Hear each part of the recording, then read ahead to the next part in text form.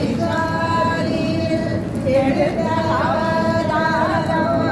வைகாசி சுவாரியில் எடுத்த அவதாரம் வையகம் தம்பிக்க உதித்த நரசிம்மா வைகாசி சுவாரியில் எடுத்த அவதாரம் வையகம் தம்பிக்க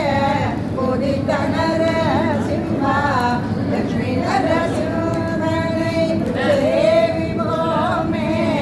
லட்சம் கோடி நன்மைகள் நம்மை வந்து